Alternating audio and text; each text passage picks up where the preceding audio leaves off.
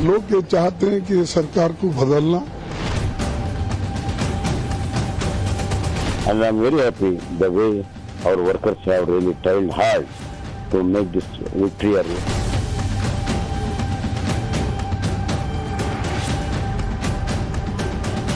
मोदी इन लोगों की धमकियां और साजिशों के आगे न झुका है न झुकता है।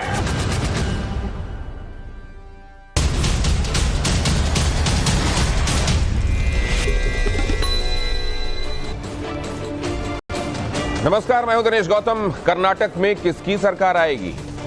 देश जिस सवाल का बेसब्री से इंतजार कर रहा है, टाइम्स नाउ नव भारत पर इसका सटीक अनुमान बताने के लिए हम आपके बीच हाजिर हैं। शाम 6:30 बजे हमारे पास वो आंकड़े आने शुरू हो जाएंगे जो बताएंगे कर्नाटक में हवा किस तरफ की बह रही है, किस तरफ की बह चुकी है। बल्कि अब 224 सीटों वाली कर्नाटक विधानसभा में बीजेपी ने एंटी इनकम्बेंसी के असर को नाकाम किया, या फिर कांग्रेस को उसकी 5 गारंटी का फायदा मिला, या फिर जेडीएस के पास ही सत्ता की चाबी रहने वाली है। हालांकि मैं आपको बता दूं कि जेडीएस नेता और पूर्व मुख्यमंत्री एचडी कुमारस्वामी ने दावा किया है कि उनकी पार्टी किंग मेकर नहीं, किंग बनने जा रही। तो आज बहुत सारे सवाल, मसलन कौन कौन से मुद्दे चले, किन किन चेहरों का असर हुआ, रैलियां कहां किसकी हवा बदलती नजर आई, वगैरह वगैरह बहुत सारे सवाल और उनमें रिस्पोंडेंट्स का जवाब, वो हम आपको बताएंगे और बताएंगे कि क्या कह रहा है आज एग्जिट पोल। लेकिन अभी उसके लिए इंतजार करना पड़ेगा। तमाम सवालों का जवाब देने के लिए ईटीजी रिसर्च का एग्जिट पोल आज आप देखेंगे। पहले आप जान लें कि कर्नाटक में वोटिंग का अंदाज और मिजाज क्या रहा। शाम 5 बजे तक कर्नाटक में 65.69% वोटर बाहर निकले और उन्होंने मताधिकार का इस्तेमाल किया। फाइनल आंकड़ा आने में जाहिर है देर लगेगा। और यह भी बता दें कि पिछले बार विधानसभा चुनावों में वोटर टर्नआउट 72% से ज्यादा का रहा था। इस बार क्या होगा? आज एक तरफ कांग्रेस ट्विटर पर मैसेज डालकर दावा कर रही है और कहा जा रहा है कि कर्नाटक में तो हमारी सरकार आ रही है। क्या वाकई ऐसा होने वाला है? Karnataka, let your index finger do the न्याय। आपकी मत के निशान वाली जो उंगली है उसको अब न्याय करने दीजिए। कांग्रेस ने ये ट्वीट किया। कर्नाटक कांग्रेस के साथ है, ये लाउड एंड क्लियर है, कहा गया। तो उधर बीजेपी ट्विटर पर जो ट्रेंड चला रही थी वो था Karnataka votes for BJP, hashtag Karnataka votes for BJP. यानी सोशल मीडिया पर दावे दोनों ही तरफ से अपनी अपनी मजबूती के हैं, लेकिन ग्राउंड रियलिटी क्या है? आप अपनी टीवी स्क्रीन पर नजरें बनाए रखें। एग्जिट पोल के आंकड़ों का काउंटडाउन शुरू हो चुका है। कुछ ही देर में आपको टाइम्स नाउ नव भारत पर 13 मई को क्या तस्वीर दिखेगी, इसकी झलक मिल जाने वाली। और हमारे साथ जो आज खास मेहमान जुड़ेंगे उनके साथ मैं आपका परिचय कराऊंगा। मेरे साथ कर्नाटक की राजनीति को समझने और समझाने वाला पूरा एक पैनल मौजूद है। लेकिन उनसे परिचय के पहले कुछ एक दावे आपको मैं सुनाना चाहता हूं। कांग्रेस ने अब की बार कर्नाटक में हाई प्रोफाइल कैंपेनिंग की तैयारी की। लंबे समय बाद सोनिया गांधी, राहुल गांधी और प्रियंका गांधी इतनी स्पिरिटेड कैंपेन में दिखाई दी। वहीं कांग्रेस अध्यक्ष मल्लिकार्जुन खड़गे ने भूमिपुत्र के तौर पर लोगों से कांग्रेस के लिए वोट मांगा। और आज उन्होंने क्या कहा वो भी सुनना चाहिए। लोग ये चाहते हैं कि ये सरकार को बदलना और ये सरकार को बदल के कांग्रेस पार्टी को लाना। और लोग तंग और तबाह हो गए हैं कि वो चाहते हैं कि डेवलपमेंट करने वाले और करप्शन को निकालने वाले हुकूमत में अगर आए तो उसका बहुत बड़ा इम्पैक्ट राज्य में पड़ता है और डेवलपमेंट भी होता है। इसलिए लोग चाहते हैं कि कांग्रेस पार्टी आए। प्रियांक, इनके बेटे चुनाव लड़ रहे हैं, क्या होता है उनका, उस पर भी चर्चा होगी। प्रधानमंत्री नरेंद्र मोदी जब तक कर्नाटक के चुनाव प्रचार में खुद नहीं उतरे थे तब तक कांग्रेस के नेताओं को मुकाबला कांग्रेस के पक्ष में एक तरफा लग रहा था। लेकिन नरेंद्र मोदी का प्रचार कांग्रेस पर बेहद आक्रामक रहा। बजरंगबली के मुद्दे से लेकर कर्नाटक की संप्रभुता वाले सोनिया गांधी के बयान पर मोदी ने जो पलटवार किया, क्या पीएम मोदी की उसी आक्रामकता का असर हुआ है? इसका जवाब आपसे कुछ देर में आंकड़ों से मिलेगा। हालांकि बाद में हम ये जरूर देख रहे थे कि रैलियों में भारतीय जनता पार्टी की और खासतौर से मोदी जहां जा रहे थे, भीड़ बहुत उमड़ रही थी। आज पीएम मोदी जब राजस्थान में थे तो भी कांग्रेस उनके निशाने पर आई।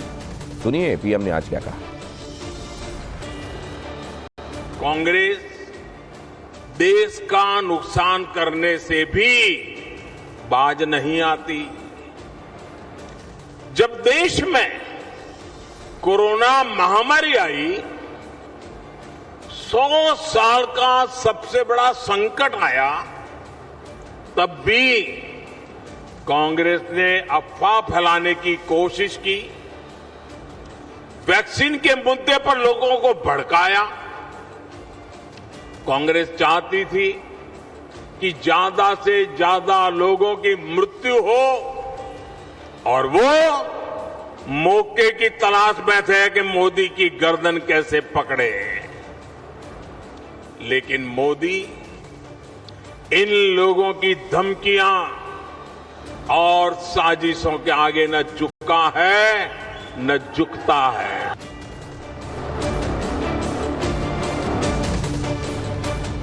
तो चलिए, ये सब जो हुआ आप देख रहे हैं, अभी यहां राजस्थान में शुरू भी हो गया मामला। कांग्रेस यहां कब शुरू करेगी उस तरीके से उसका इंतजार है। लेकिन आप देखें, भारतीय जनता पार्टी और खासतौर से मोदी रिलेंटलेस लगते हैं।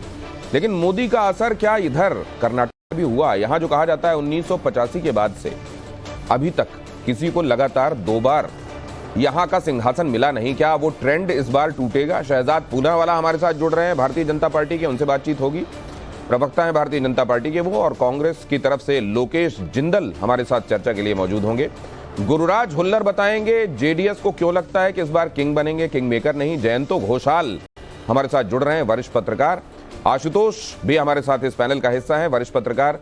पीयूष तंवर हमारे साथ जुड़ रहे हैं, रिसर्च हेड हैं ईटीजी के, जो कि असल में आपके लिए आंकड़े जुटाकर ला रहे हैं जो एग्जिट पोल में टाइम्स नाउ के जरिए आपके सामने रखे जाएंगे। और सबसे पहले तो मैं पीयूष तंवर के पास ही जाना चाहता हूं। पीयूष, अभी तो कोई आंकड़े हम डिस्क्लोज कर नहीं सकते, लेकिन मैं ये जानना चाहता हूं कि आपने ये कितनी बड़ी एक्सरसाइज की है और ये एक्यूरेट रहे, इसके लिए आपने किन किन चीजों का ध्यान रखा है?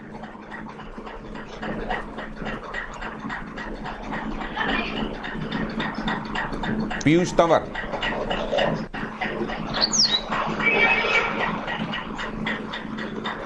पीयूष तंवर, आपको आवाज आ रही है क्या मेरी? पीयूष तंवर अभी नहीं हमारे साथ, लेकिन अब जरा इस तरफ चलें कि यहां एग्जिट पोल तो आंकड़ों के जरिए आपको दिखाएगा, लेकिन कहते हैं राजनीतिज्ञ जो हैं वो इस गणित के अलावा एक केमिस्ट्री समझते हैं। और क्या वो केमिस्ट्री रियलिस्टिकली कुछ बयान करती है? शहजाद के साथ शुरुआत करते हैं। शहजाद, क्या दिख रहा है? अब तो आपको वहां से फोन आ गए होंगे।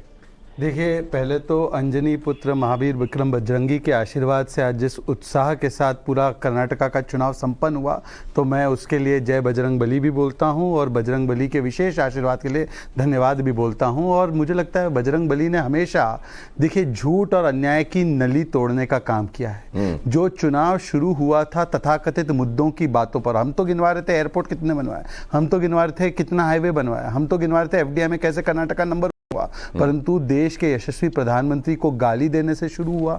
फिर किस प्रकार से रहमान खान ने कहा जय बजरंग बली डर का नारा है, और फिर किस प्रकार से संप्रभुता कर्नाटका की बात की गई। तो ये बौखलाहट में और एसडीपीआई का साथ मिल जाए, इस चक्कर में वोट बैंक के लिए जो राजनीति की गई, इसका प्रतिसाद, इसका प्रतिकार करने का काम कर्नाटका। तो आप जब डेवलपमेंट की बातें गिना रहे थे और इधर से बजरंग दल की बात कर दी गई मैनिफेस्टो में, तो ये आपकी मुराद जैसी पूरी हुई, ऐसा नहीं लगता आपको? देखिए, ऐसा है कि हनुमान जी की पूंछ में आग लगाने का काम कुछ लोग करते हैं, पर क्योंकि वो रोम संस्कृति से, राम संस्कृति से नहीं है, उनको नहीं पता कि पूंछ में आग लगाओगे तो अपनी ही लंका को जलाओगे। तो देखिए, मेरी कहानी का जो हुआ उससे कोई संबंध नहीं है, पर मैं केवल इतना कह देना चाहता हूं कि देखिए, हम तो बात कर रहे थे विकास विकास विकास की। ये लोग आ गए कि एसडीपीआई का साथ मिल जाए, ये लोग आ गए कि धर्मांतरण का कानून हटा दिया जाए, धार्मिक आधार पर आरक्षण दे दिया जाए, और बजरंग बली का नारा ही डरावना। कोशिश की, उन्होंने हनुमान चालीसा भी जेब से निकाल कर दिखा दी, ये भी कह दिया कि हमारी आस्था हनुमान जी पर है, आप बजरंग बली से बजरंग दल को मत जोड़िए, ये अलग अलग एंटिटीज है, दोनों को एक मत कीजिए। नहीं, एक सेकंड, लोकेश जिंदल के पास में चलता हूं। लोकेश जिंदल, ये आपने प्लेटर में दे दी क्या एक तरीके से? जो खिलाफ जा रही थी भारतीय जनता पार्टी की हवा आप लोगों के मुताबिक, वो पक्ष में बहा दी क्या आपने ये बातें करके? गौतम जी नमस्कार। नमस्कार। देखिए 5 साल भाजपा की सरकार थी, लेकिन इन 5 साल में क्या कर्नाटका के रहवासी खुश थे क्या? कर्नाटका में कौमी दंगे हुए, बेंगलोर में जब भी बाढ़ आई पूरा बेंगलोर पानी के नीचे चला गया। उसके बाद में जो किसान था, रिफ्रेज करता हूं ताकि देखिए मैं आपसे क्यों जानना चाह रहा हूं, लोकेश माफ कीजिएगा आपको मैं बीच में रोक रहा हूं। इधर से पहले ही सवाल के जवाब में सामने आ गया कि मुख्य मुद्दे के तौर पर क्या बात top of the mind recall क्या है आपके लिए, सबसे बड़ा मुद्दा क्या रहा जिस पर लोगों ने वोट की? अभी हम ये भी देख लेंगे कि ईटीजी क्या कहता है इस बारे में। देखिए सबसे बड़ा तो एंटी इनकम्बेंसी फैक्टर है, क्योंकि ये 40% की जो सरकार थी, कमीशन सरकार थी, इससे न केवल कर्नाटका के लोग बट इनका संगठन खुद परेशान हो गया था। अब जब इनके संगठन के लोगों से ये 40% जब कमीशन मांगते हैं, जब इनके नेता जो मंत्री है, जो विधायक है, तो आप ये सोचिए कि उस संगठन की मानसिकता पर क्या बीतती होगी। दूसरी बात, वहां के जो लोग थे, आपने लोकेश जो ये बात कही है, एंटी इनकम्बेंसी लोगों के जहन में सबसे बड़ी बात थी जिसको लेकर वो पोलिंग बूथ तक गए हैं। जरा मैं गुरुराज झुल्लर साहब से भी समझ लेता हूं। गुरुराज साहब क्या बात थी और आपको ये कौन सी बात महसूस कराती है ऐसा कि इस बार आप किंग मेकर नहीं किंग होने वाले? देखिए सर, इन लोगों का दोनों का तो देख लिए कितने परसेंट के लोग हैं, ये सब जानते हैं और जान चुके, और हम मुद्दा लेके लोगों के सामने गए और हम इससे ऊपर हमको पूरा भरोसा है कि हमारा जो इश्यू, जो लोकल इश्यूज थे, रीजनल वाइज इश्यूज, वो लेके लोगों के सामने हमने गए हैं और ये लोगों की तरफ से हमको भी उनका जो हमको देना चाहिए वोट के माध्यम से वो देते हैं करके हमको भी भरोसा है, तो इसीलिए हम बोल रहे हैं। और फिनिक्स की आप ये कह रहे हैं कि स्ट्रॉन्ग रीजनल आइडेंटिटी की वजह से आपकी तरफ ज्यादा लोग आएंगे, आप ये कह रहे हैं? जी स्ट्रॉन्ग रीजनल आइडेंटिटी की वजह से आपकी तरफ ज्यादा लोग आएंगे और आप किंग मेकर नहीं किंग बनेंगे, आपको ये लग रहा है? चलिए पॉलिटिकल दावे हमने सुने, अब जरा हम पत्रकारों का निष्पक्ष रवैया भी लेते हैं। आशुतोष, ये इन दावों के बीच में सच्चाई कहां दिखाई दे रही है आपको, और सबसे बड़ा मुद्दा क्या लगता है जिसके इर्द गिर्द चीजें घूमी? नहीं, मुझे लगता है कि जो सबसे बड़ा मुद्दा आज की तारीख में कर्नाटक में है वो है कर्नाटक सरकार के खिलाफ जो एक एंटी इनकम्बेंसी जिसे कहते हैं वो है। और मुझे लगता है कि बीजेपी ने एक बड़ी गलती की जब उन्होंने येदियुरप्पा को बीच रास्ते में उनको मुख्यमंत्री के पद से उतारा और बोम्मई को बना दिया। बोम्मई साहब एक अच्छे इंसान है, पॉलिटिशियन भी है, ठीक ठाक है, लेकिन जिस तरीके से टीम को लीड करना चाहिए, जिस तरीके से एक मुख्यमंत्री से उम्मीद की जाती है कि वो न केवल सरकार को लीड करेगा बल्कि पब्लिक के बीच में भी एक अच्छी इमेज बनाएगा, वो उनकी सबसे बड़ी कमजोरी साबित हो रही है।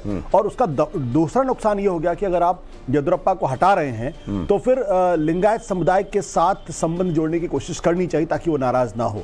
लेकिन आपने देखा होगा कि जब आलाकमान बीजेपी को लगा कि येदियुरप्पा को हटाने से नुकसान हो सकता है तो फिर उनको पार्लियामेंट्री बोर्ड में लाने की कोशिश की गई, लेकिन उसके बावजूद भी जब वो अपने बेटे को शिकारीपुर से टिकट लेने की मांग कर रहे थे तो रवि कुमार जैसे लोग थे बीजेपी के नेता जो कहते थे कि भाई ये तो पार्लियामेंट्री बोर्ड तय करेगा, और जब वो उस इलाके में रैली करने के लिए निकल रहे थे येदियुरप्पा तो खुद बीजेपी के लोगों ने एक तरीके से उनके खिलाफ प्रदर्शन किया। तो मुझे लगता है कि ये एक बड़ा फैक्टर होगा कि जो लिंगायत समुदाय जो बीजेपी को अपने कंधे पर लेके चलता था, अगर उसी लिंगायत समुदाय के बड़े जो मठ के जो हैं, मठ के जो प्रमुख हैं, वो अगर ये कहें कि मठों से 30% भी घूस ली जा रही है तो फिर बीजेपी के लिए वाकई में चिंता का सबब होना चाहिए और अनिश्चितता होनी चाहिए। लेकिन जब हम लोग मैथमेटिकल कैलकुलेशन करते हैं आशुतोष, तो जो इक्वल के निशान के दोनों तरफ कॉमन जैसी चीजें होती हैं उनको काट देते हैं। तो अगर ये 30%, 40%, 40%, 85% काट दें और ये दोनों तरफ से सोशल इंजीनियरिंग की कोशिशें ये काट दें, तो क्या जो एक डिस्टिंक्ट फैक्टर रहने वाला है, क्या वो मोदी हो सकते हैं? घोषाल साहब, आपसे ये सवाल मेरा। मुझे लगता है अगर संभावना भाजपा के लिए पॉजिटिव होगा तो मोदी जी के लिए ही हो सकता है, क्योंकि जैसे आशुतोष कह रहे हैं कि येदियुरप्पा फैक्टर उस समय एक क्लिनिकल ऑपरेशन भाजपा के लिए बहुत जरूरी हो गया था, क्योंकि उस समय येदियुरप्पा के खिलाफ भी भ्रष्टाचार से लेके क्या क्या मुद्दा अभी उस समय आया था। लेकिन आप एक चीज आपको याद रखना पड़ेगा कि बोम्मई साहब को भी चीफ मिनिस्टर बनाने के समय भी ये जो कास्ट फैक्टर, क्योंकि बोम्मई साहब भी जो कास्ट को रिप्रेजेंट करते हैं और येदियुरप्पा जी भी करते हैं, तो उसमें भी लिंगायत फैक्टर आ गया है। तो लेकिन मैं सहमत हूं आशुतोष जी के साथ कि बोम्मई साहब का जो एंटी इनकम्बेंसी, जो मोदी जी अमित शाह जी ने सोचे नहीं थे, एक्सपेक्ट किए थे कि बोम्मई साहब का इतना बैकग्राउंड है और वो जो इतना अनुभव है, लेकिन वो नहीं हो पाया। लेकिन ये भी डिमांड आया था चुनाव के पहले कि चीफ मिनिस्टर चेंज होता है, भाजपा कभी करता है कभी नहीं करता है, लेकिन इस समय मोदी जी को भी कहा गया था, जो मोदी भक्त हैं पार्टी में, कि आप इतना 10 कैंपेन रैली मत कीजिए, रोड शो मत कीजिए। लेकिन मोदी जी का जो स्टाइल ऑफ फंक्शनिंग है कि जो भी होगा, क्योंकि एक चीज मैं बोलना चाहूंगा, जोखिम लेने से मैं घोषाल दादा आपसे एक बात समझिए, असेंबली सेगमेंट में ना चुनाव का नतीजा दिखाई देता है, लोकसभा चुनाव के समय जी ऑलवेज कर्नाटक में भाजपा का बढ़ जाता है जी। तो असेंबली में जो लोकल फैक्टर है, लोकसभा में, तो वो जो मोदी फैक्टर के लिए जो वोट बैंक बढ़ता है, वो ब्रांड इक्विटी ऑफ मोदी आज भी काम कर रहा है। ब्रांड इक्विटी ऑफ मोदी काम करती है और ये लोकसभा के चुनावों में दिखाई देता है। असेंबली में हालांकि फिर रिजल्ट क्या उस तरीके से आएंगे, क्या ब्रांड इक्विटी असेंबली इलेक्शन में भी उसी तरीके से काम करेगी? पीयूष तंवर हमारे साथ जुड़ेंगे, रिसर्च हेड है एटीजी के, अब जुड़ने वाले हैं, उनसे हम ये बात करेंगे कि किस तरीके से वो उन आंकड़ों तक पहुंच रहे हैं, क्या पद्धति उन्होंने इस्तेमाल की है और कैसे इसके एक्यूरेट होने के बारे में वो आश्वस्त हो सकते हैं। और यहां आपने देखा बजरंगबली से लेकर एंटी इनकम्बेंसी से लेकर स्ट्रॉन्ग रीजनल आइडेंटिटी से लेकर, और आपने ये भी देखा कि क्या सोशल इंजीनियरिंग में कहीं कमी रह गई या मोदी फैक्टर ऐसा है जिसकी ब्रांड इक्विटी असेंबली में भी काम करती है। एक छोटे से ब्रेक के बाद इस पर हाजिर होते हैं।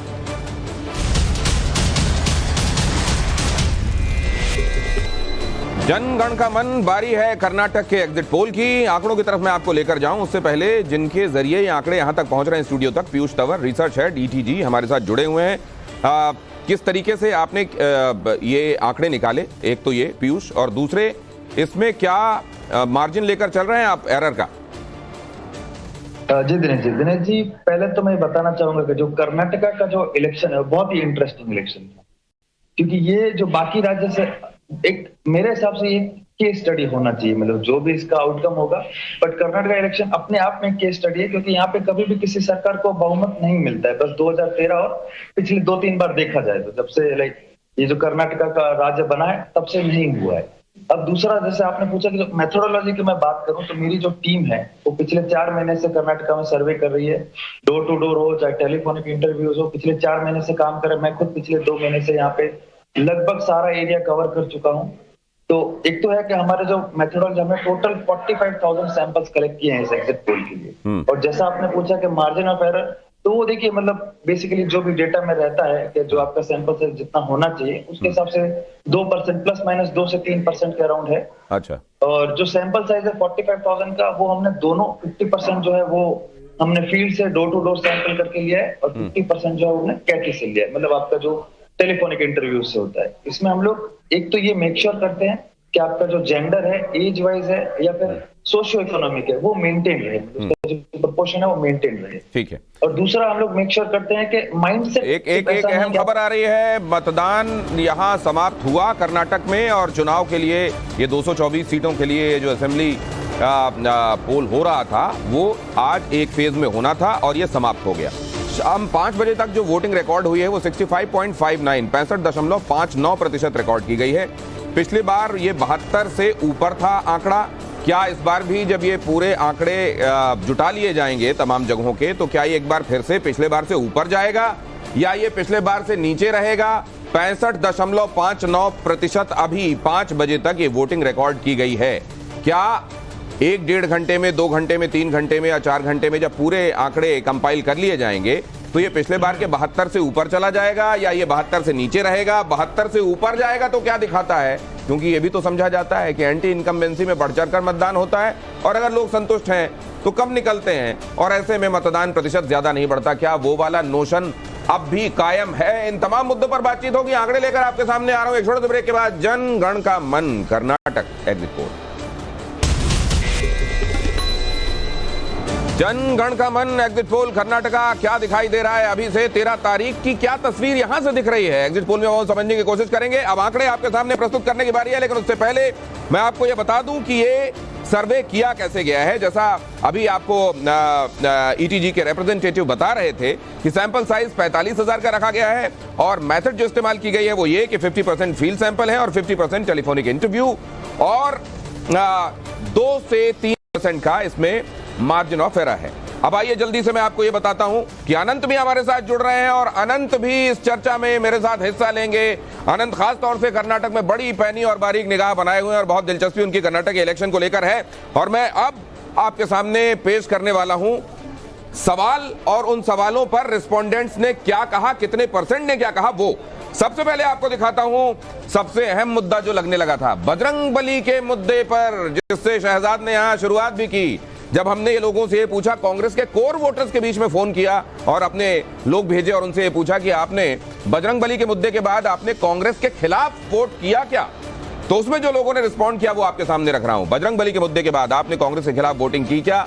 हाँ कहने वाले 14%, मतलब 14% लोग जो कांग्रेस के कोर वोटर्स में से हैं उन्होंने मन बदला, कांग्रेस के खिलाफ वोट किया। और नहीं कहने वाले 86%, मतलब एक बड़ा चंक इंटैक्ट रहा इस मुद्दे के बावजूद। लेकिन ये 14% क्या लिमिटिंग फैक्टर बनेगा, इस पर हम चर्चा करेंगे। आगे मैं आपको बताता हूं अहम सवाल, प्रचार में सोनिया, राहुल, प्रियंका के ताकत झोंकने से क्या कांग्रेस को फायदा हुआ?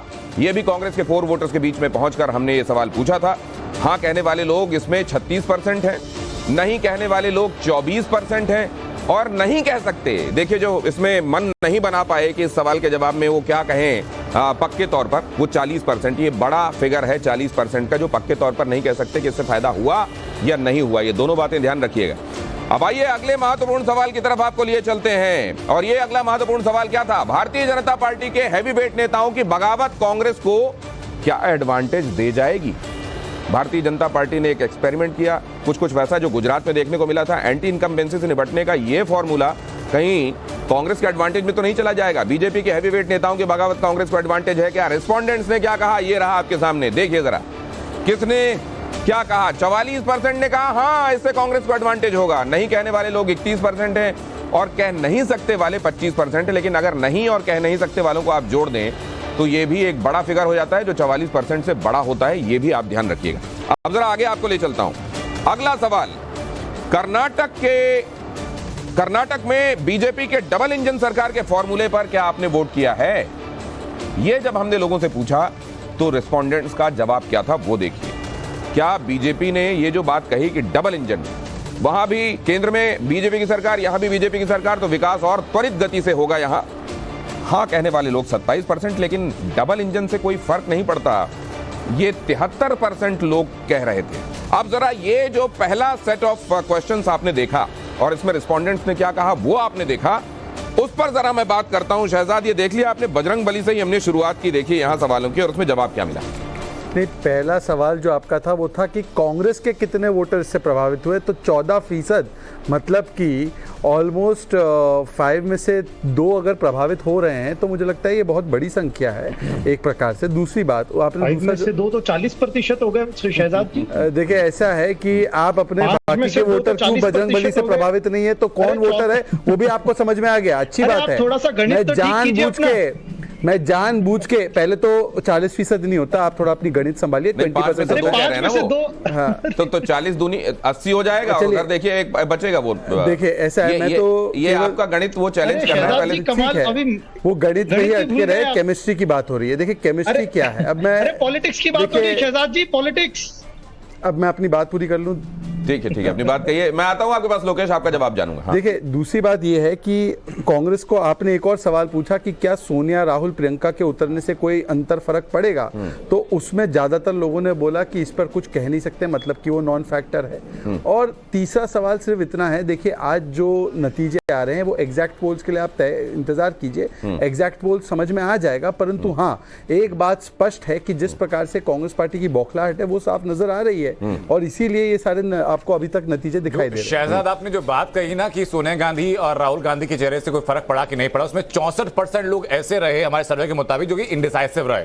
आशुतोष जी इसी बात को लेकर एक सवाल मैं करना चाहूंगा, जिसका कि पहला जो हमारा सवाल था सर्वे जो दिनेश ने उठाया बजरंगबली फैक्टर को लेकर के, एक धड़ा जो है वो ये भी कह रहा है कि बजरंगबली फैक्टर चुनाव में आने के बाद मुस्लिम वोट कंसोलिडेट होकर के कांग्रेस के खेमे में जाने की संभावनाएं हैं। देखिए इसमें कॉन्स्पिरेसी थियरी भी चल रही है और वो ये कहा जा रहा है कि कांग्रेस पार्टी ने दरअसल बजरंग दल पे बैन की बात जो की वो इसलिए क्योंकि जो ओल्ड मैसूरू का इलाका है वहां पर कांग्रेस को हमेशा लगता है कि जनता दल सेकुलर की वजह से उनको जो है वो मेजॉरिटी नंबर्स नहीं मिल पाते हैं। वहां अगर कंसोलिडेशन हो जाएगा तो फिर उनको फायदा होगा। तो ये एक कॉन्स्पिरेसी थियरी और मुझे इस पे बहुत ज्यादा यकीन नहीं होता है। मेरे हिसाब से जो महत्वपूर्ण सवाल ये है कि आखिर में जो बजरंगबली का प्रश्न उठाया गया और जो नरेंद्र मोदी का जो रोड शो था इसने बीजेपी को बहुत फायदा तो नहीं पहुंचाया, लेकिन हाँ जो बीजेपी का अपना वोटर थोड़ा बहुत इधर उधर अनिश्चित था उसको कंसोलिडेट करने में फायदा मिला। एक्स्ट्रा वोट उनके पास नहीं है, ऐसा मुझे लगता है। और इसमें जो हमने ये लोकेश ये देखा, एक जो रिस्पोंडेंट्स ये भी कह रहे हैं कि बहुत फायदा होगा इस बात से कि भारतीय जनता पार्टी ने एंटी इनकम्बेंसी की काट करने के लिए जो किया वो असल में फेवर में जा सकता है कांग्रेस के। क्या इस बात से आपको भी उम्मीद है? देखिए भाजपा का 5 साल का जो रिकॉर्ड रहा वो उसमें आम आदमी के लिए वोटिंग का बहुत बड़ा, आम आदमी के लिए महंगाई का बहुत बड़ा मुद्दा रहा। और दूसरी बात, अगर मैं कांग्रेस ने जो गारंटी कार्ड इस बार डिस्ट्रीब्यूट किए वो एक बहुत बड़ा गेम चेंजर आ सकता है, क्योंकि इन गारंटी कार्ड्स में जो 5 इन्होंने वायदे किए हैं हर घर में जाकर डिस्ट्रीब्यूट किए हैं और उसके बाद में एक तरह का ये हर घर तक एक कांग्रेस का संदेश पहुंचा है। ठीक है। और जो भाजपा कर नहीं पाई पिछले 5 सालों में उसके हल के साथ साथ कांग्रेस की विचारधारा भी पहुंची है। तो ये एक बहुत बड़ा मैसूरू, हसन, मांड्या का जो पूरा डिस्ट्रिक्ट का जो इलाका है पिछले बार जहां जेडीएस को बहुत ज्यादा बढ़त मिली थी उन जगहों पर कांग्रेस का इस इलेक्शन में एक अच्छा गेम देखा जा। ये तो बिल्कुल वही बात कह रहे हैं आप जो आशुतोष कह रहे थे। मतलब इसका ये कि आपकी नजर जेडीएस वाली सीटों पर है। सुन रहे हैं ना आप गुरुराज जी? जी सुन रहा हूं। तो हसन, मांड्या जैसी जगहों पर भी आप कांग्रेस अपनी दावेदारी सोच रही है कि उसकी होगी? नहीं सर, अभी देखिए पूरा हमारा स्टेट भर जो है, अभी आशुतोष जी हमारे सीनियर डिबेटर ने कहा कि एक मठ का भी काम होना है तो 30% कमीशन देना पड़ेगा। ये मठ के स्वामी है डिंगालेश्वर स्वामी जी, और 40% वाली सरकार को एक सीएम बनने के लिए 2,500 करोड़ की जरूरत है। तो 80% वाली सरकार बनने को मतलब कांग्रेस को एक सीएम बनने के लिए कितना पैसा देना पड़ेगा, ये लोगों के दिमाग में आया है। गुरुराज जी ये बताइए, जब दोनों पर ही आप हमलावर हैं और बाद में आपको किसी के साथ हाथ मिलाकर अगर सिंहासन की तरफ जाना पड़ेगा तो आप इसको डिफेंड कैसे करिएगा? ये भी एक सवाल है। लेकिन मैं ये बता दूं कि रीजन वाइज कहां क्या दिखाई दे रहा है। अब जरा रीजनली देखते हैं कर्नाटक में कहां क्या दिखाई दे रहा है। हमने यहां पर जो सवाल पूछे लोगों से वो अलग अलग इलाकों को लेकर कर्नाटका में पूछे और क्या जवाब मिला वो दिखाते हैं आपको। हैदराबाद कर्नाटक क्षेत्र में किसको कितनी सीट हो सकती है? भारतीय जनता पार्टी को यहां 9 से 11, कांग्रेस को 27 से 30 सीटें मिल सकती हैं। हैदराबाद कर्नाटका की के इलाके की बात कर रहा हूं। जेडीएस को यहां 0 से 1 और अन्य को 0 से 1। यहां कांग्रेस मजबूत। चलिए अगला इलाका दिखाते हैं आपको। बॉम्बे कर्नाटक क्षेत्र की तरफ आपको ले चलते हैं। बॉम्बे कर्नाटक क्षेत्र में कौन कितना मजबूत दिखाई दे रहा है? हैदराबाद कर्नाटक क्षेत्र के बाद बॉम्बे कर्नाटक क्षेत्र की तरफ आपको ले चलते हैं। बॉम्बे कर्नाटक क्षेत्र में भारतीय जनता पार्टी को 21 से 25, नेक टू नेक कांग्रेस 26 से 29, जेडीएस 0, अन्य 0। बॉम्बे कर्नाटक के क्षेत्र में भारतीय जनता पार्टी और कांग्रेस के बीच में कड़ा मुकाबला ये देखने को मिल रहा है। हैदराबाद कर्नाटका में क्लियर कट कांग्रेस को एज दिखाई दे रही है। और कोस्टल कर्नाटका में किसको कितनी सीटें दिखाई दे रही हैं अब उस तरफ आपको लेकर चलता हूं, लेकिन एक बार ये तस्वीर देख लीजिए। बॉम्बे कर्नाटका के बाद अब कोस्टल कर्नाटका की तरफ आपको ले आया हूं मैं। यहां देखिए तटवर्ती कर्नाटका में किसको कितनी, 15 से 17 भारतीय जनता पार्टी, कांग्रेस 2 से 4, जेडीएस 0 और अन्य 0। कोस्टल कर्नाटका का हाल मैं आपको बता रहा हूं और यहां पर भारतीय जनता पार्टी को एडवांटेज दिखाई दे रहा है। अब जरा आ जाइए मध्य कर्नाटक की तरफ। मध्य कर्नाटक में किसको कितनी सीटें जाती हुई दिखाई दे रही है, किसकी मजबूती दिखाई दे रही है? भारतीय जनता पार्टी यहां क्लियर कट स्ट्रांग दिखाई दे रही है, 16 से 18 उसका फिगर दिखाई दे रहा है। कांग्रेस दिखाई दे रही है 8 से 10 और जेडीएस और अन्य बहुत ज्यादा मजबूती यहां पर नहीं, जेडीएस 1 और अन्य 0। अब जरा आ जाइए बेंगलुरु कर्नाटका क्षेत्र में किसको कितनी सीटें जाती दिखाई दे रही हैं, कौन मजबूत दिखाई दे रहा है? अब बेंगलुरु कर्नाटका की तरफ जब आप आते हैं तो यहां कांग्रेस दिखाई देती है मजबूत, 13 से 16 सीटें, जेडीएस दिखाई देता है 0 से 1 और अन्य दिखाई देता है 1। भारतीय जनता पार्टी 6 से 9 यहां पर दिखाई देती है। तो अब ये क्षेत्रवार जो आपने आंकड़े देखे हैं इसको लेकर अब बहुत जल्दी रिएक्शन ले लेते हैं। घोषाल दादा क्या बात मार्के की लग रही है आपको ये देखने पर? मेरा सबसे मतलब इसमें जो लग रहा है कि इस बार कर्नाटका में भाजपा का जो एंटी इनकम्बेंसी रीजन वाइज, इसमें कोई गुंजाइश नहीं है, इसमें कोई समझ, मतलब 3 महीने पहले भी, और इसीलिए तो येदियुरप्पा साहब को मोदी जी ने बुला के मीटिंग करके चिट्ठी, मतलब जो रेजिग्नेशन लेटर भी जो ड्राफ्ट हुआ, उसमें भी येदियुरप्पा साहब ने बोले थे कि लिंगायत वोट है और उसमें कोई असर ना पड़े।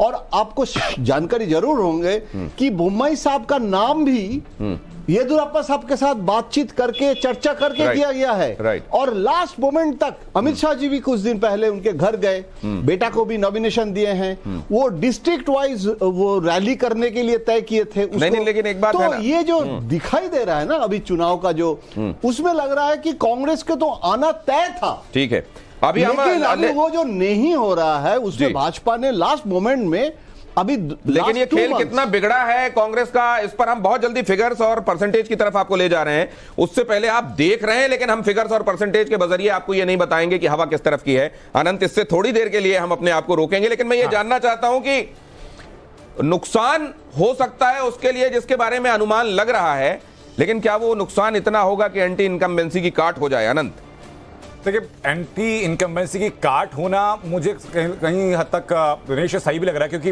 एक बड़ा तबका जर्नलिस्ट का जो ऑब्जर्वर्स हैं उनका कहना ये भी है कि भाई गुजरात मॉडल में, गुजरात के अंदर जो मॉडल अपनाया गया था एंटी इनकम्बेंसी को हटाने के लिए, वैसा ही तकरीबन कर्नाटक के अंदर देखा गया। और मैं आशुतोष जी आपसे भी ये समझना चाहूंगा कि जैसा मॉडल कामयाब देखा हमने गुजरात के अंदर, वैसा सिमिलर एक्सपेरिमेंट कर्नाटक के अंदर क्या बीजेपी के लिए फायदेमंद साबित हो सकता है? देखिए, जब हम कर्नाटक के बारे में बातचीत करते हैं और ये गुजरात की तुलना करते हैं तो एक चीज भूल जाते हैं कि सिर्फ एक इलाका है जहां पे गुजरात जैसा माहौल कर्नाटक के अंदर, वो है कोस्टल कर्नाटक। और ये जो सर्वे है ये साफ तौर दिखा रहा है कि जो 20 में से 17 सीटें भारतीय जनता पार्टी वहां लाती हुई दिखाई पड़ रही। 2018 में जब वहां पे चुनाव हुआ था तो बीजेपी को इस इलाके में 51% वोट मिले थे, वो रिटेन कर रहे हैं। लेकिन जो कर्नाटक है वो कर्नाटक दरअसल 4 हिस्सों में बटा हुआ है। सेंट्रल कर्नाटक अलग है, बॉम्बे कर्नाटक अलग है, हैदराबाद कर्नाटक अलग है, मैसूरू कर्नाटक अलग है, इनकी सेंसिबिलिटीज भी अलग है। अगर आप देखें तो सेंट्रल कर्नाटक में बीजेपी थोड़ा सा लूज करते हुए दिखाई पड़ रही है, दक्षिण कर्नाटक में बीजेपी लूज करते हुए दिखाई पड़ रही है, बॉम्बे कर्नाटक में अपने आप को रिटेन कर रही है, लेकिन जो हैदराबाद कर्नाटक है वह मैसिव लॉस उसको दिखाई पड़ रहा है। तो इसका मतलब यह है कि एक बीजेपी सब जगह एक जैसा उसका परफॉर्मेंस नहीं है, कुछ इलाके उसके मजबूत हैं। और तो सर ये बताइए, मैं तो ये भी जानना चाहता हूं आशुतोष जी कि इसके बाद क्या ये थंब रूल एंटी इनकम्बेंसी से निपटने के लिए रहेगा, खासतौर से मध्य प्रदेश, छत्तीसगढ़, राजस्थान में ये दिखेगा नहीं दिखेगा, ये मैं आपसे जानूंगा। लेकिन उससे पहले जरा बहुत जल्दी से, इससे पहले कि मैं आपको परसेंटेज और सीट बताऊं, सबके आकलन ले लेता हूं। शहजाद, आपका आकलन क्या कहता है सीटों के बारे में? बहुमत से ज्यादा। बहुमत से ज्यादा। आशुतोष, इन्होंने फिगर नहीं दिया, बहुमत से ज्यादा। जी, आपका जो एग्जिट पोल जो फिगर्स दे रहा है वो ठीक है और उसमें कांग्रेस पार्टी को बहुमत मिलता हुआ दिखाई पड़ रहा है, ऐसा आपके एग्जिट पोल से लग रहा है मुझे।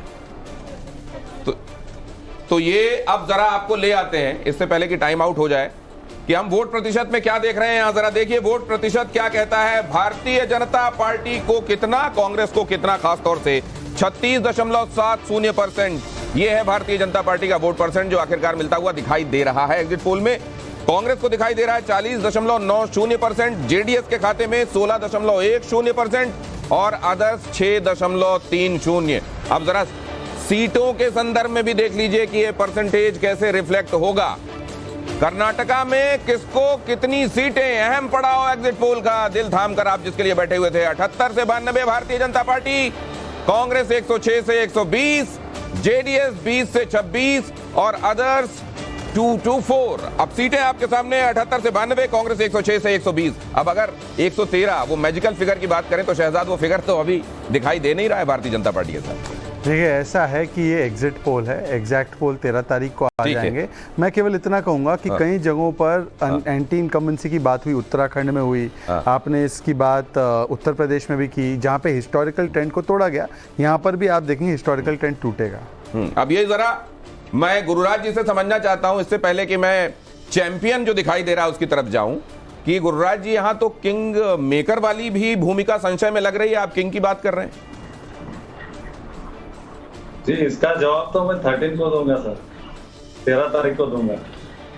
तब तक अगर वक्त है तो उसका इस्तेमाल क्यों ना किया जाए। सही बात है। अब जरा मैं इसमें लोकेश जिंदल जी की प्रतिक्रिया ले लेता हूं। आप भी अभी इंतजार करेंगे या अभी इन फिगर्स के साथ जाएंगे, क्योंकि आपके लिए तो पक्ष में दिखाई दे रहा है मामला। देखिए, कर्नाटक बजरंग बली की जन्मभूमि है। बजरंग बली ने रावण का अहंकार तोड़ा था। उसी प्रकार कर्नाटका पुनः एक ऐसी विचारधारा का अहंकार तोड़ेगी और लोकतंत्र स्थापित करेगी, और पुनः वो भारत जिसकी नींव 1947 में रखी गई थी महात्मा गांधी मैं जानना चाहता हूं, यहाँ सियासी रवायत है एक को दूसरी बार गद्दी नहीं देने की, इसलिए ये फॉर्च्यून इज फेवरिंग यू, या आपको लग रहा है कि कुछ ऐसा करिश्मा है कांग्रेस में जिसके लिए उम्मीद के तौर पर यह मैंडेट मिलेगा? देखिए, राहुल गांधी जी की भारत जोड़ो यात्रा, कांग्रेस के सभी कार्यकर्ताओं का जोश, सभी कार्यकर्ताओं का डेडिकेशन, उसके बाद में कांग्रेस की विचारधारा। देखिए, आज कर्नाटका का आम आदमी परेशान हो चुका है इस हिंसा तो से। आप कह रहे हैं कि उम्मीद दिखाई दे रही कांग्रेस में। मैं ये जानना चाहता हूं कि क्या ये एंटी इनकम्बेंसी बड़ी हो गई और क्या कांग्रेस की तरफ ये इस बार स्विंग दिखाई दे रहा था, इसीलिए ये जोखिम लिया है क्या बड़े नेताओं ने? यहां तक कि सोनिया गांधी बहुत दिनों बाद मैदान में दिखाई दी। घोषाल दादा, देखिए, सोनिया जी अभी तक कर्नाटक में और दक्षिण भारत में सोनिया जी के एक लोकप्रियता है, और आप ये भी हम देखे हैं और जितने मतलब पर्यवेक्षक है सब देखे हैं कि राहुल जी को इतना यूज नहीं किया गया है, रादर प्रियंका जी को जैसे रैलीज और इसमें। तो कांग्रेस क्यों नहीं किया गया? नुकसान हो सकता था। क्योंकि राहुल गांधी के लिए भी इशारा है कि भाई थोड़ा सा आप थोड़ा सा पीछे रहिए। नहीं, हाँ, ये टैक्टिकल है कांग्रेस की तरफ से भी, और कांग्रेस ने जब देखा कि एक संभावना दिखाई दे रहा है और वो संभावना को कितना यूटिलाइज करे, क्योंकि देखिए भाजपा के लिए ये कठिन लड़ाई, ये भाजपा के मतलब टॉप लीडरशिप को भी पता था, और वहां नहीं, मैं ये समझना चाहता हूं। देखिए, नहीं, दो नेताओं का मैं कंपैरिजन करना चाहता हूं। एक तरफ नरेंद्र मोदी हैं, तमाम जगहों से उनके पास भी इनपुट्स पहुंच रहे होंगे कि यहां प्रोस्पेक्ट्स कैसे हैं पार्टी के लिए, उसके बावजूद इतनी सारी रैलियां और कैंपेन उन्होंने किया, जबकि ये जोखिम होता है कि बड़े नेता के सिर पर इल्जाम आ सकता है हार की सूरत में। और यहां सोनिया गांधी वहां पहुंची जहां पर उनके लिए कंड्यूसिव एटमॉस्फेयर दिखाई दे रहा था। आशुतोष, इस पर आपका कमेंट? बिल्कुल नहीं, मुझे नहीं लगता कि इस सोनिया गांधी के रहने का कोई बहुत ज्यादा फर्क पड़ा होगा। इस पूरे चुनाव की जो सबसे खास बात थी कि 2014 के बाद से जो ये माहौल बना था कि कांग्रेस पार्टी चुनाव लड़ना भूल गई थी। ये पहला चुनाव है जिस कांग्रेस पार्टी बहुत ही शक्तिशाली तरीके से लड़ रही थी, बीजेपी को एक तरीके से मुंहतोड़ जवाब दे रही थी। चाहूंगा सर कि हमारा सर्वे बीच में आया, पॉलिटिक्स बहुत थे आशुतोष, सर्वे सर ये भी कह रहे हैं भाई जो कांग्रेस से बड़े चेहरे वहां पर पहुंचे, लोगों को बहुत असर पड़ा नहीं उनका। लेकिन अगर आप आम जनता तो वो भी देखा, बट अगर आप ये देखें वो फार्म हाउस वाला डीके का जो पॉलिटिक्स, उसमें तो बहुत नहीं, लेकिन उसके बावजूद वो साथ में बैठकर फोटो भी खिंचा रहे थे और कह रहे थे सब कुछ ठीक है। अगर आप बीजेपी को देखिए तो बीजेपी में गजब तरीके का फैक्शनलिज्म था, और वो येदियुरप्पा को हटाने से लेकर जगदीश शेट्टार का पार्टी छोड़ने को लेकर और सीधे जो है वो बीएल संतोष को जिम्मेदार ठहराने को लेकर रवि कुमार जिस तरीके से रिएक्ट कर रहे थे। तो बेसिक बात क्या है कि कांग्रेस पार्टी जिस तरीके से उसने पंजाब में चुनाव लड़ा, उत्तराखंड में चुनाव लड़ा, गोवा में चुनाव लड़ा, गुजरात में चुनाव लड़ा, ये वो कांग्रेस पार्टी नहीं थी। कांग्रेस पार्टी पूरी ताकत के साथ लड़ रही थी और उसको कांग्रेस यहां पूरी ताकत के साथ लड़ रही थी। तो यहां एक बात और कही गई जो असल में नरेंद्र मोदी मार्का राजनीति में देखने को मिलती है। जब भी वो गुजरात में जाते हैं तो वहां की आइडेंटिटी से अपने आप को जोड़ते हैं। इस बार मल्लिकार्जुन खड़गे ने कहा कि वो वहां के भूमिपुत्र हैं, तो मैं यहां का नहीं हूं क्या? अब जब ये रीजनल आइडेंटिटी की बात आती है, इधर जेडीएस की तरफ से दावा और इधर खुद को भूमिपुत्र कहा जाना, लोकेश जी ये क्यों आवश्यक लगा बताना? नहीं गौतम जी, ऐसे तो फिर जेपी नड्डा जी हिमाचल के हैं, लेकिन ये तो हिमाचल में चला नहीं बीजेपी का। नहीं तो फिर ये खड़गे साहब को क्यों लगा कि मुझको ये कहना चाहिए? नहीं तो देखिए, खड़गे साहब कर्नाटका के हैं, कन्नाडिगा हैं, इस पे उनको अभिमान है और सबको अभिमान रहता है अपने क्षेत्र का। तो इसमें अगर हम इलेक्शन की बात करें, 25 साल में भारतीय जनता पार्टी जो सीटें हम ले रहे हैं वो तो ले रहे हैं, लेकिन असल में हम सीटें ले रहे हैं जेडीएस से। गुरुराज जी क्या ये बात सच है? देखिए, जो स्टेट असेंबली इलेक्शन है उसमें और सेंटर के पार्लियामेंट्री इलेक्शन में फर्क होता है। जो किसान होता है उसे पता होता है कि एग्रीकल्चर, कृषि जो सब्जेक्ट है स्टेट का है, जो राज्य की सरकार है उसकी एक बहुत बड़ी भूमिका होती है। वो बहुत अवेयर है क्योंकि उसको पता है कि आज की डेट में बीजेपी के कार्यकाल में 2500 रुपए का केवल जो है प्राइस दिया जाता था, लेकिन 5500 रुपए जो उसकी कॉस्टिंग होती है। आनंद प्लीज आ जाइएगा बीच में अगर आपके जहन में कोई सवाल है। पड़े तो। हाँ देखिए, जो ये वोट शेयर अगर आप दिखा रहे हैं, अगर कांग्रेस और बीजेपी के बीच में अगर 10% का वोट शेयर का डिफरेंस है तो फिर ये फिगर 120 पे आके नहीं रुकने वाली है। 10% का डिफरेंस बहुत ज्यादा डिफरेंस होता है। हाँ, 40 और 36 अभी तक करीब 41% वो और ये करीब 37%। क्योंकि अभी तक ये होता रहा कर्नाटक के अंदर कि Bharatiya Janata party 34% vote share हारने के बाद भी लेकर आती थी असेंबली चुनाव में। लेकिन आशुतोष जी, बीच में सवाल जो परसेंटेज की बात की सर, 2018 के चुनाव में कांग्रेस का वोट शेयर जो परसेंटेज था वो लगभग 38% था। नहीं, सीटें कम थी। अनंत 36% था कांग्रेस का।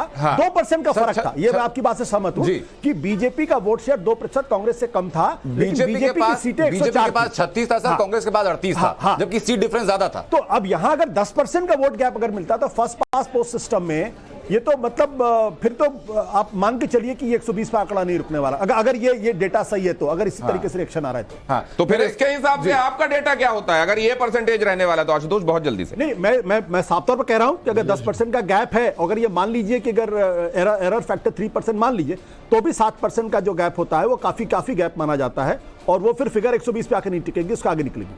चलिए, तो ये कहा जा रहा है कि ये सीटें इससे ज्यादा हो सकती हैं अगर आप इस परसेंटेज के हिसाब से जाते हैं। तो मैं जरा एक बात यहां ये भी समझना चाहता हूं कि आपने जब इसको सर्वे को किया था, जब लोगों से बातचीत की थी और आपने 45,000 लोगों से बातचीत की फील्ड में और टेलीफोनिकली, आपने इस परसेंटेज के हिसाब से ये कोरोबोरेशन जो कहा जा रहा है सीट का, उसको भी ख्याल में रखा था क्या?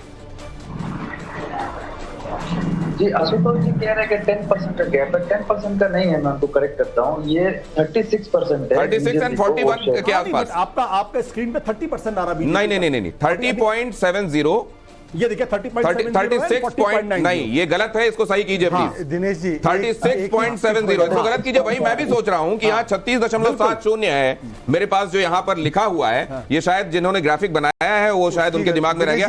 36.70, 40.90, 16.10 और 6.30 ये है परसेंटेज। और जो सीट्स हैं वो आपके सामने एक टिप्पणी अगर हमारी आपके हिसाब से 37% वोट आ रही है तो निश्चित रूप से बीजेपी जीत रही है, क्योंकि सीट कन्वर्जन के मामले में बीजेपी बहुत ज्यादा स्ट्रांग है कर्नाटका में। मैं खुद दंग था कि 30% वोट आप कैसे दे रहे हो, तो इसीलिए मैं थोड़ा सा सहमत था, पर अब मुझे पता चला ग्राफिक एरर था। 37%, मतलब सीट शेयर के लिहाज से भाजपा की आप लोग मिठाई पेड़े बांट दो, बजरंगबली ने काम कर दी। मतलब ये कहा जा रहा है कि हार जीत का अंतर बेशक कम हो, लेकिन भारतीय जनता पार्टी सीट निकाल लेगी। Ashutosh, then it's a close fight.